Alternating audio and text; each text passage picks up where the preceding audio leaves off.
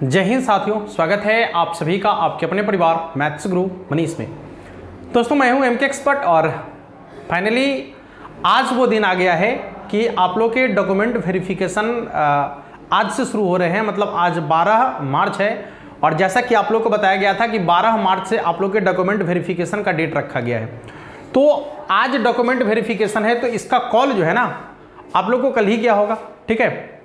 और यदि कॉल कल नहीं गया है, यदि आज से कॉल जाना शुरू हुआ है, ठीक ना, तो डॉक्यूमेंट वेरिफिकेशन आज नहीं होगा, ये अब अगले दिन से होना शुरू होगा, ठीक है। चलिए, तो पहली बात कि हम आपसे ये जानना चाहते हैं ना कि किन किन लोगों को डॉक्यूमेंट वेरिफिकेशन के लिए कॉल आया है, ठीक है।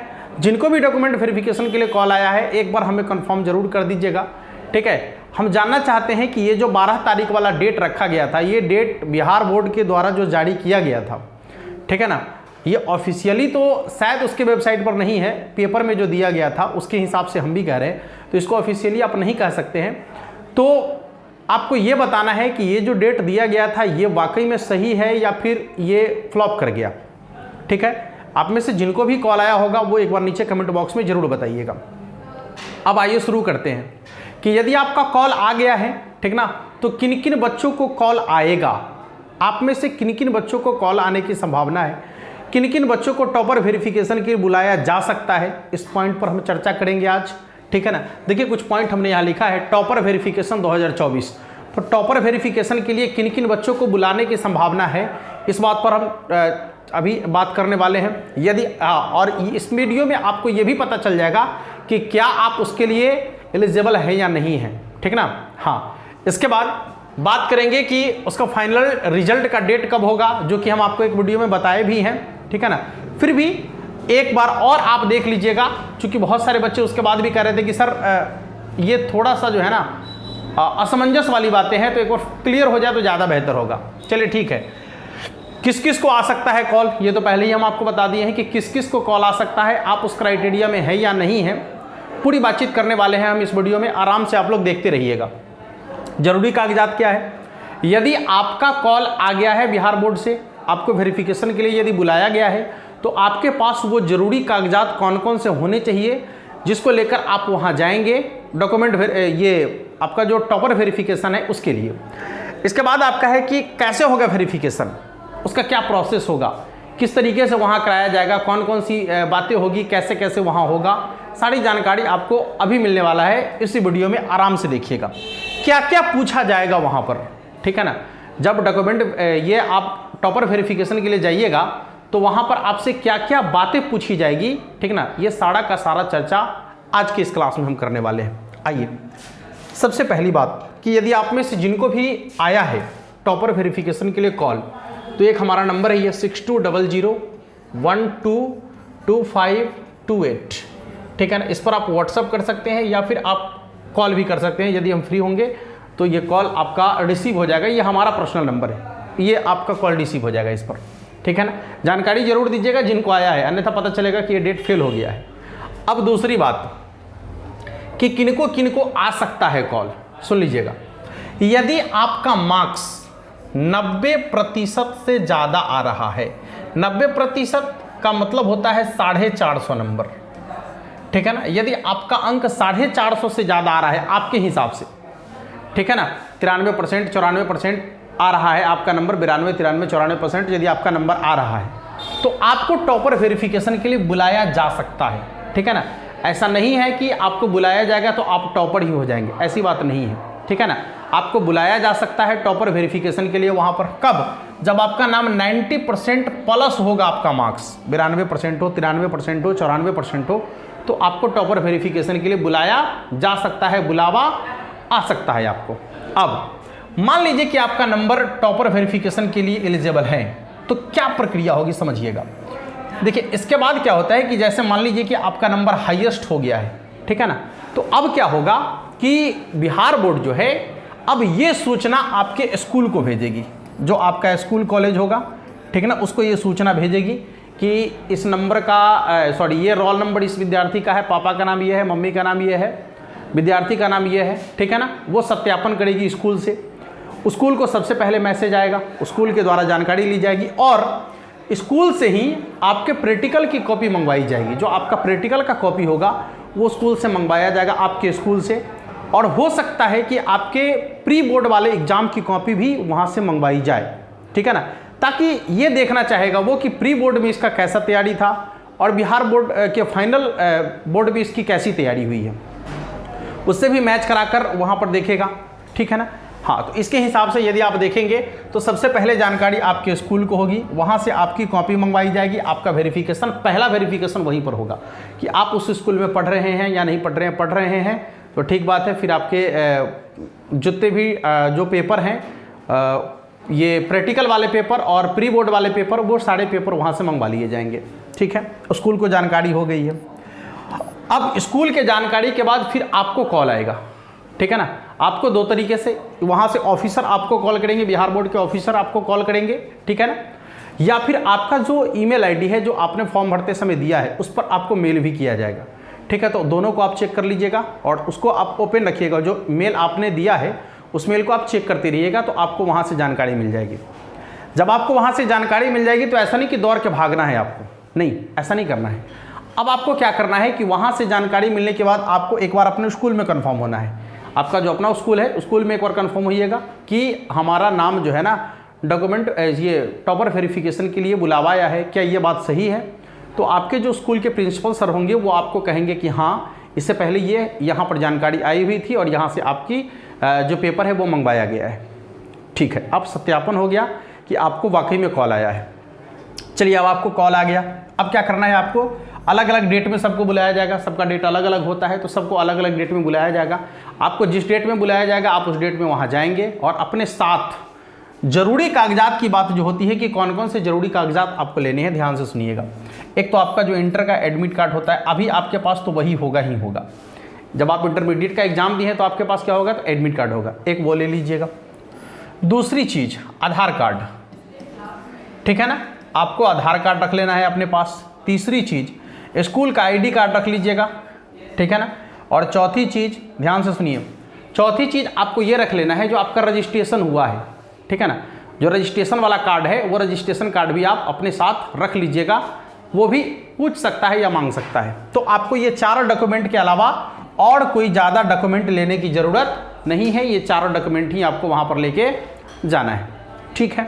आपने डॉक्यूमेंट लेके और पहुँचा कहाँ, बिहार बोर्ड। बिहार बोर्ड में 3-4 जगह ऑफिस है, जहाँ का पता आपको दिया जाएगा, आप वहाँ पर पहुँचेंगे। वहाँ पर आपको पूरी व्यवस्था मिल जाएगी, ठीक है ना। पूरा का पूरा टेंट वगैरह लगा हुआ रहता है, कुर्सी वगैरह लगी हुई रहती है। आप जाइए, आराम से बैठिए, पानी वगैरह पीजिए, ठीक है ना। और माइक से आपका नाम अनाउंस किया जाएगा, आपका नाम बुलाया जाएगा, ठीक है। तो जब आपका नाम बुलाया जाएगा तो आपको अंदर जाना पड़ेगा। सबसे पहले आपका क्या होगा, आपके जो पेपर हैं, जो आपके डॉक्यूमेंट हैं, सबसे पहले डॉक्यूमेंट का वेरिफिकेशन होगा। ये सत्यापन होगा कि आप सच में वही विद्यार्थी हैं जिन्होंने जो एग्ज़ाम दिया है। मतलब आपके एडमिट कार्ड से मिलान किया जाएगा, आपके रजिस्ट्रेशन को मिलान किया जाएगा, फिर आपके आधार कार्ड से आपका नाम वगैरह मिलान किया जाएगा, फिर आपका फिंगरप्रिंट लिया जाएगा, ठीक है। यह सब प्रोसेस में सत्यापन हो जाएगा कि आप वही विद्यार्थी हैं जो एग्ज़ाम दिए हैं, ठीक है। अब आपको अंदर भेज दिया जाएगा। तो जब आप अंदर जाएंगे तो वहाँ पर अलग अलग विषय के जो है ना, अलग अलग विषय के आपको मतलब जितने भी विषय हैं, जैसे आपके आर्ट हो गए, साइंस हो गए, कॉमर्स हो गए, सभी विषय के अलग अलग लोग बैठे हुए रहते हैं, अलग अलग कतार में आपको मिल जाएंगे, ठीक है ना। वहाँ जाने से आपको वो पता चल जाएगा, उसमें घबराने की ज़रूरत नहीं है। मान लीजिए कि आपका साइंस है तो वहाँ पर साइंस वाले लोग होंगे, जिसमें मैथ हो गया, फिर आपका फिजिक्स हो गया, फिर आपका केमिस्ट्री हो गया, ठीक है ना। बायो होगा तो बायो, हिंदी इंग्लिश के कॉमन लोग बैठे हुए रहते हैं, ठीक है। तब आपको जब साइंस वाले क्षेत्र में भेजा जाएगा तो वहाँ पर जो लोग बैठे होते हैं वो अपने अपने सब्जेक्ट के महारत प्राप्त व्यक्ति होते हैं, ठीक है ना। हाँ, वो आपसे प्रश्न जो पूछेंगे वो कोई ऐसा प्रश्न नहीं पूछेंगे जो अलग से होगा। जो आपका क्वेश्चन है, ठीक ना, आपको उसी क्वेश्चन से जो ने आपने जवाब दिया है, जो क्वेश्चन आपने लिखा है, आपको वही क्वेश्चन पूछा जाएगा और इससे ये सत्यापित करने का प्रयास किया जाएगा कि ये क्वेश्चन आप ही के द्वारा लिखा हुआ है, ठीक है। तो कुछ तो मौखिक आपसे पूछ लेंगे, ठीक है ना। जो मौखिक पूछने वाली चीज़ें होगी, जैसे मान लीजिए कि कोई फिजिक्स का आपने परिभाषा वगैरह लिखा है, तो उस परिभाषा को आपसे मौखिक पूछ लेंगे कि बताइए इसका क्या परिभाषा है, इसके क्या डेफिनेशन है।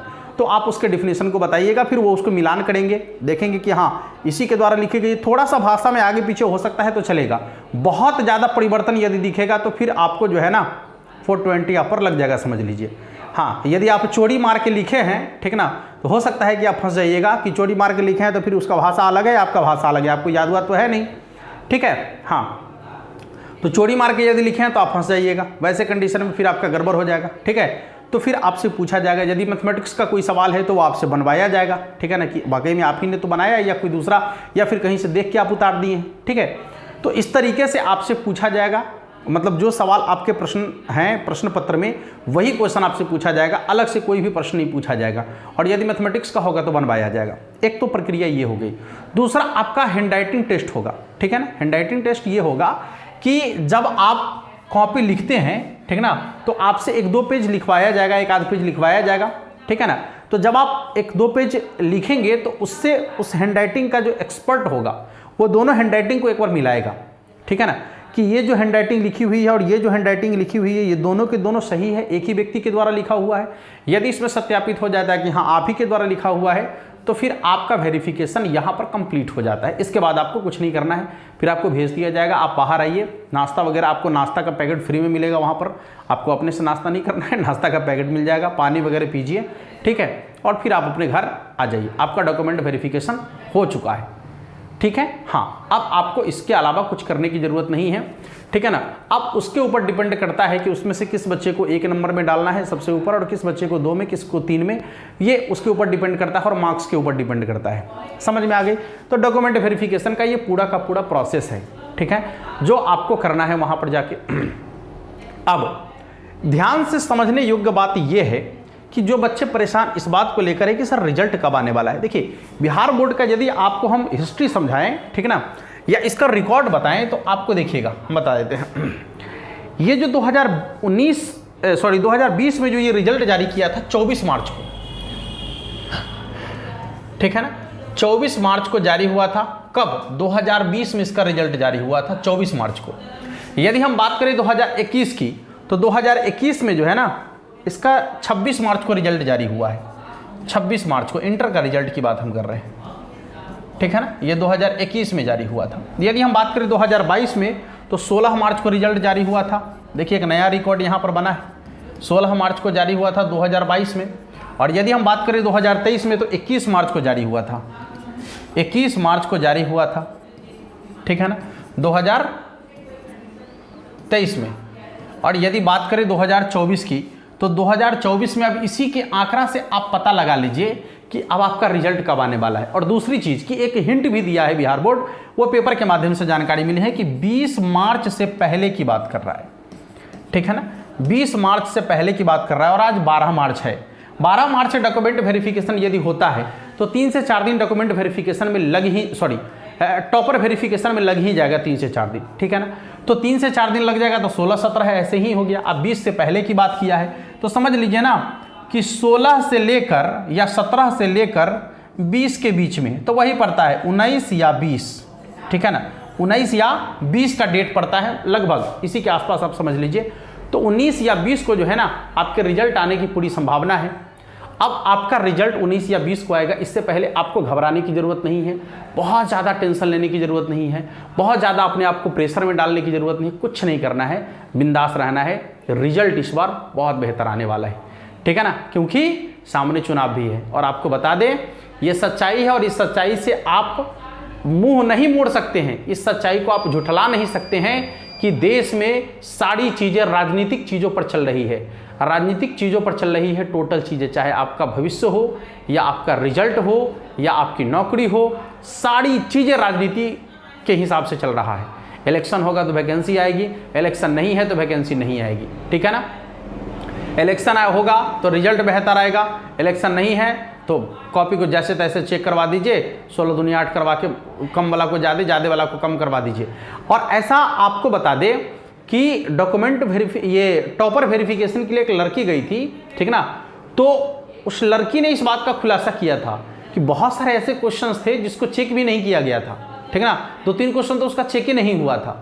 तो ये जानकारी जो है ना वो जब दी तब जाके उसकी फिर से कॉपी चेक हुई, तो समझ लीजिए कि उसको देख लिया तब ना वो, अन्यथा ऐसे बहुत सारे बच्चों के साथ ऐसा हो जाता है, ठीक है ना। और इससे बच्चे डिप्रेशन में चले जाते हैं, इससे बच्चे परेशान हो जाते हैं कि भाई हमने इतना लिखा था, नंबर कैसे कम आ गया, परेशान हो जाते हैं, ठीक है। तो आपको इन नंबरों को लेकर ज़्यादा परेशान होने की ज़रूरत नहीं है, ठीक है ना।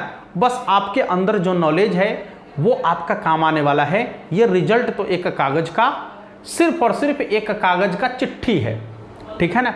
हाँ, एक आपका प्रमाण है, बस कुछ नहीं है। ये प्रमाण है कि आपने इंटरमीडिएट पास किया, बस, इसके अलावा कुछ नहीं है। कितना नंबर है नहीं है कोई फ़र्क नहीं पड़ता, आपके पास कितनी काबिलियत है इससे बहुत ज़्यादा फ़र्क पड़ता है, ठीक है। बस इसी को ध्यान में रखते हुए आपको पूरी जानकारी मिल गई होगी। अब इसके बाद आपके पास कोई डाउट नहीं रह गया होगा। यदि किन्हीं को कॉल आया है तो एक बार ज़रूर मैसेज करेंगे। मिलेंगे फिर आप लोगों से नेक्स्ट क्लास में, तब तक के लिए आप सभी को जय हिंद।